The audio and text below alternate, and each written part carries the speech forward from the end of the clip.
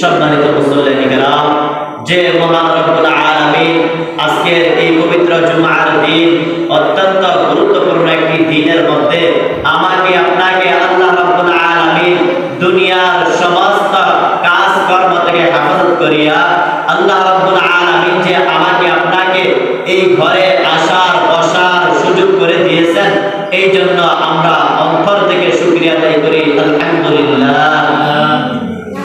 আল্লাহ রাব্বুল আলামিন দুনিয়ার মধ্যে অসংখ্য মানুষই প্রেরণ করেছেন, কিন্তু আজকের এই গুরুত্বপূর্ণ দিনের মধ্যেও এখনো অনেক মানুষ, অনেক মুসল্লিরা এখনো মসজিদের বাইরে রয়েছে। কিন্তু আল্লাহ রাব্বুল আলামিন যে আমাকে আপনাকে সুস্থতা শরীর দিয়ে যে দুনিয়ার সমস্ত খারাপ অন্যায় কাজ, অশ্লীলতা কাজ থেকে যে বাছাই করিয়া আমাকে আপনাকে যে আগে আগে এই নিয়ামত দিয়েছেন, এটা আমার আপনার জন্য অনেক বড় একটা নিয়ামত। এর জন্য আমার অন্তর থেকে শুকরিয়া আদায় করি। আলহামদুলিল্লাহ। আল্লাহ রাব্বুল আলামিন মানুষদেরকে দুনিয়ার মধ্যে প্রেরণ করেছেন একমাত্র তার ইবাদত বندگی করার জন্য। শুধুই মাত্র তার ইবাদত বندگی করার জন্যই আল্লাহ রাব্বুল আলামিন একটা স্বপ্ন নিয়ে মানুষকে দুনিয়ার মধ্যে পাঠাইছেন। তো সেই স্বপ্নটা হলো যে আল্লাহ রাব্বুল আলামিনের ইবাদত করবে, বندگی করবে।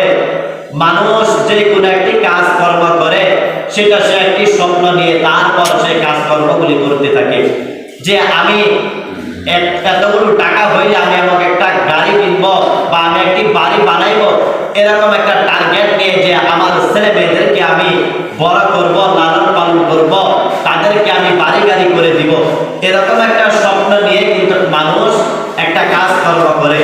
তো আল্লাহ রাব্বুল আলামিন মানুষদেরকে সৃষ্টি করার সময় আল্লাহ রাব্বুল আলামিন একটা স্বপ্ন, অনেক বড় একটা আশা নিয়ে সৃষ্টি করেছেন, যে মানুষকে যদি আমি সৃষ্টি করি দুনিয়ার মধ্যে, তাহলে সেই মানুষ আমার নিয়ামত খাইয়া, আমার রিজিক খাইয়া, তারপর তারা আমার ইবাদত বندگی করবে। এটাই আল্লাহ রাব্বুল আলামিন নিয়ে দুনিয়ার মধ্যে প্রেরণ করেছেন। তো এই মাস, যে মাস চলতেছে, এই মাসটা হলো অত্যন্ত গুরুত্বপূর্ণ একটা মাস, যে 4 মাস আল্লাহ রাব্বুল আলামিন কুরআনুল কারীমের মধ্যে ঘোষণা দিয়ে বলছেন যে আমি 4টা মাসকে, 12টা মাসের মধ্যে 4টা মাসকে আমি সম্মান দিয়েছি। 4টা মাস আমার কাছে অত্যন্ত গুরুত্বপূর্ণ মাস। তো এই 4 মাসের মধ্যে জিলকদ মাস একটা, রজব মাস একটা, জিলহজ মাস একটা, এরকম ভাবে 4টা মাসকে আল্লাহ রাব্বুল আলামিন সম্মান দান করেছেন। তো এই মাসের মধ্যে এটা হলো জিলকদ মাস চলতেছে। তো অনেক হাজিরা আছে এই মাসে, অনেকে হজ করতে যায়। আমার অনেকে আছে যে এই মাসের মধ্যে অনেক বেশি বেশি ইবাদত বندگی করে। তো বেশিরভাগ এই মাসটাকে হজ্জের মাসই বলা হয়, যেহেতু হাজিরা এই মাসে অনেকে হজ করতে যায়। রাসূল সাল্লাল্লাহু আলাইহি ওয়াসাল্লাম বলেন যে তাহলে তো আপনার এই আমলে আল্লাহর কাছে মহাতে কবুল হয়ে, আল্লাহ রাব্বুল আলামিনের কাছে কবুল হয়ে আপনার আখিরাতের প্রতি, আখিরাত আল্লাহ রাব্বুল আলামিন আপনাকে জান্নাতের ফয়সালা করে দিতে পারে এই একটা আমলের কারণে। আল্লাহ রাব্বুল আলামিন আমাদেরকে কিছু কিছু আমল দিয়েছেন, আবার কিছু কিছু নিষিদ্ধ জিনিস দিয়েছেন, আমাদেরকে দুটোই মেনে নিতে হবে।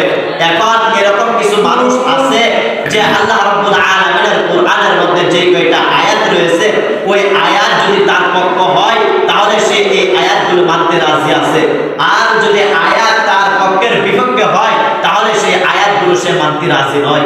যেরকম অনেক অনেক আয়াত আছে এরকম যে নিষিদ্ধ কিছু জিনিস রয়েছে, যেরকম হারাম, সুদ, জিনা, ব্যভিচার, এইগুলি রয়েছে।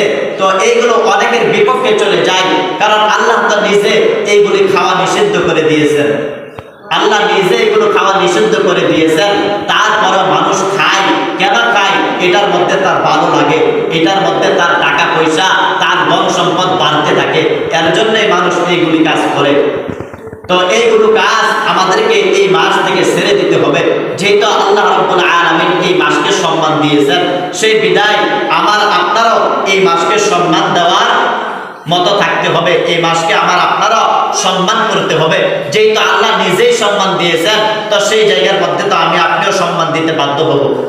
তার জন্য এই মাসের মধ্যে আমরা কোনো রকম গুনাহের কাজ করব না, কোনো রকম গুনাহের কাজ করব না। শুধু এই মাসে কেন, আরো অন্যান্য মাসের মধ্যে গুনাহের কাজ আমি আপনি করব না।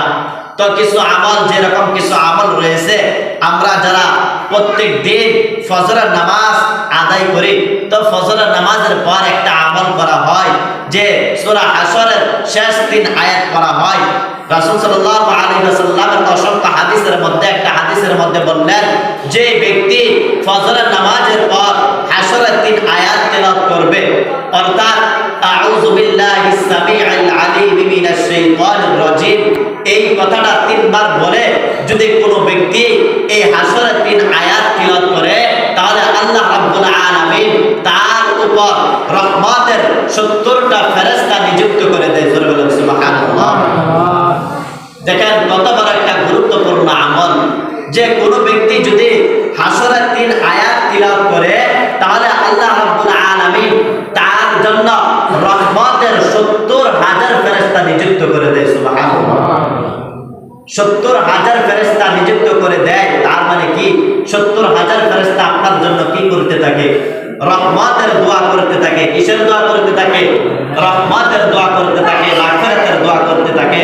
তো আমরা শুধু ফজরের নামাজের পরে এই তিনটা আয়াত পড়ি, কিন্তু হাদিসের মধ্যে শুধু ফজরের কথা বলা হয় নাই, হাদিসের মধ্যে বলা হয়েছে যে যে ব্যক্তি ফজরের নামাজের পর এই আয়াতটা তিলাওয়াত করবে তাকে ফজর থেকে নিয়ে মাগরিব পর্যন্ত তার আমলনামার মধ্যে 70,000 ফেরেশতা দোয়া করতে থাকবে, মাগফিরাতের দোয়া করতে থাকবে।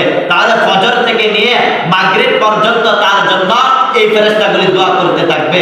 আবার হাদিস শরীফের মধ্যে বলছেন যে ব্যক্তি মাগরিবের নামাজ 3 রাকাত আদায় করার পর আবার এই তিনটা আয়াত তিলাওয়াত করবে, তখনও তার আমলনামার মধ্যে আবার রাত্রের জন্য আবার 70,000 ফেরেশতা নিযুক্ত করে দেওয়া হবে। জোরে বলেন সুবহানাল্লাহ। তাহলে দেখেন আপনি যখন ঘুমাইবেন, ঘুমাইতেও পারবেন, যেমন ঘুমাইবেন এই ঘুমটা আপনার ইবাদত হয়ে যাবে।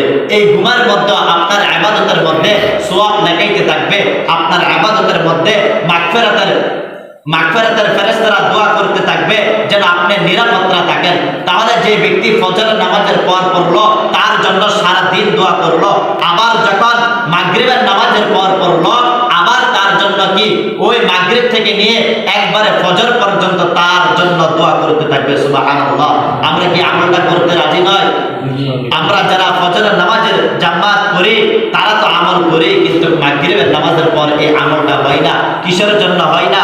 কারণ ফজরের নামাজের পর কোনো সুন্নত নামাজ থাকে না, এর জন্য একটু সময় থাকে।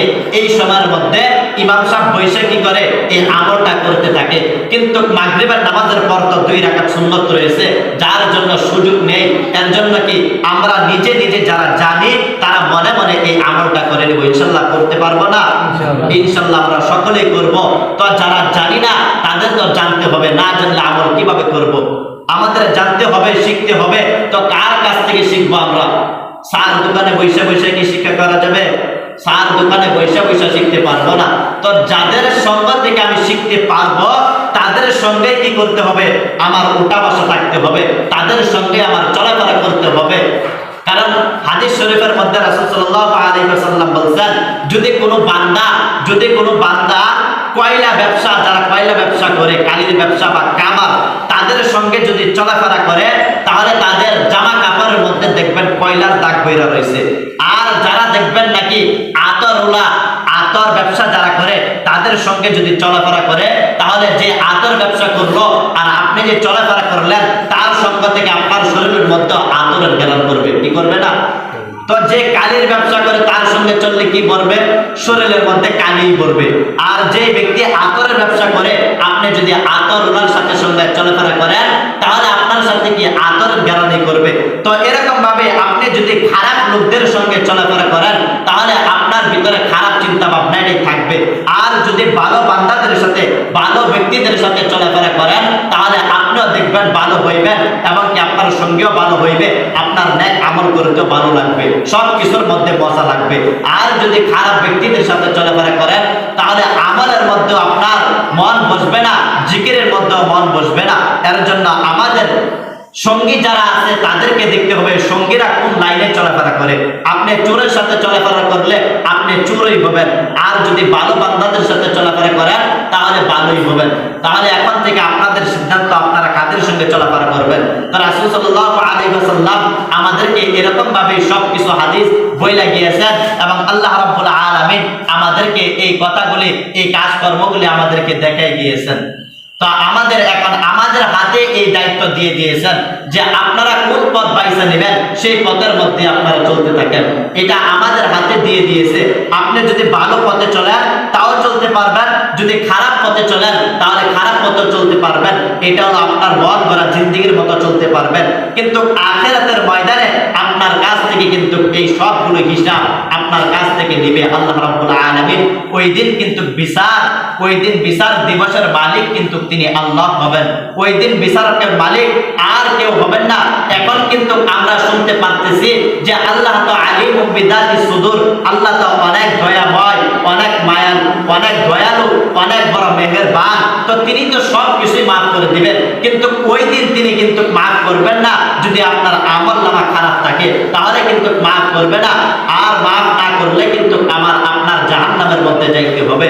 তাহলে রাসূল সাল্লাল্লাহু আলাইহি ওয়াসাল্লাম আমাদেরকে এভাবে প্রত্যেকটা কথাবার্তা আমাদেরকে বুঝাইয়া শিখাইয়া হাদিসের মধ্যে কোরআনের মধ্যে লিখে লিখে দিয়ে গেছেন, যেন আমরা এই দুনিয়া থেকে যেন ভালো হয়ে যাই, যেন পরকালে গিয়ে আমাদের বিপদগ্রস্তের মধ্যে পড়তে না হয়।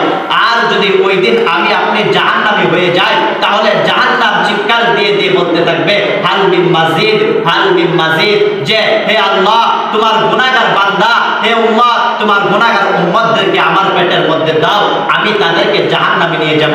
জাহান্নাম ওই দিন কিন্তু গর্জন দিয়ে বলবে হাল মিন মাজিদ, হাল মিন মাজিদ, কিন্তু ওই দিন কেউ ছাড় পাবেন না। জাহান্নাম এভাবে চিৎকার করতে থাকবে যে গুনাহগার উম্মতদেরকে আমার পেটের মধ্যে দাও, আমার অনেক ক্ষুধা লাগছে, তুমি আমার পেটের মধ্যে দিয়ে দাও। ওই দিন আল্লাহ রাব্বুল আলামিন বলবে হে জাহান্নাম তুমি অপেক্ষা করতে থাকো, আমি তো পাঠাইবো, কিন্তু তাদের নেক আমলগুলো আমি দেখেলে তারপর আমি তোমার কাছে পাঠাইতেছি। কিন্তু ওই দিন জাহান্নামকে 70,000 শিকল দিয়ে দইরা রাখতে পারবে না। ওই দিন জাহান্নাম এভাবে চিৎকার করে করে বলতে থাকবে যে গুনাহগার বান্দাগুলোদেরকে আমার পেটের মধ্যে দিয়ে দাও। কিন্তু আমাদের যে নবী, যে মুহাম্মদুর রাসূলুল্লাহ সাল্লাল্লাহু আলাইহি ওয়াসাল্লাম এরকম ভাবে কষ্ট করে গিয়েছেন, এরকম তায়েফের ময়দানের মধ্যে মায়ের দুধ খাইলেন, এই ইসলামকে নাজিল করতে গিয়ে কত রকম ভাবে মায়ের দুধ খাইলেন। এইগুলো করার পর কি উম্মত তোমরা দেখো নাই যে আমার শরীরের মধ্যে যে কতগুলো আঘাতের দাগ রয়েছে? হে উম্মত তোমরা কি দেখো নাই তোমাদের জন্য আমি কত কষ্ট করে আসলাম? তাহলে তোমরা কেন এই আমলনামা নিয়ে আমার সামনে আসলাম? ওই দিন কি জবাব আমরা দিব? তো ওই দিন কিন্তু জাহান্নাম এভাবেই বলতে থাকবে। আর যারা চোখের পানি ফেলে ফেলে আল্লাহর কাছে দোয়া করছিল, কান্না করছিল, তাদেরকে যে একটা পানি, চোখের পানি, ওই চোখের পানি আল্লাহর কাছে ওই দিন অনেক বড় হয়ে যাবে।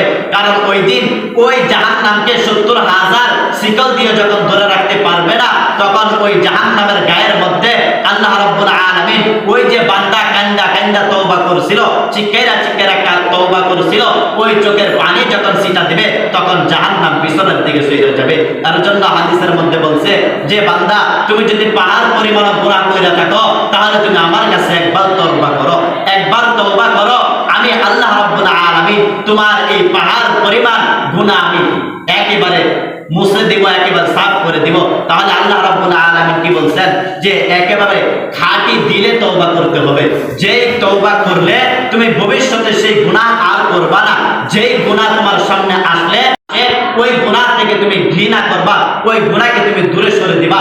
এরকম খাঁটি মনে তোমরা আমার কাছে তওবা করো। আল্লাহ রাব্বুল আলামিন আমাদের সকলকে এরকম ভাবে তওবা করা তৌফিক দান করো। সকলে বলি আমিন। ওয়া আখিরু দাওয়ানা আলহামদুলিল্লাহি রাব্বিল আলামিন। যারা সুন্নাত করে দেয় সুন্নাত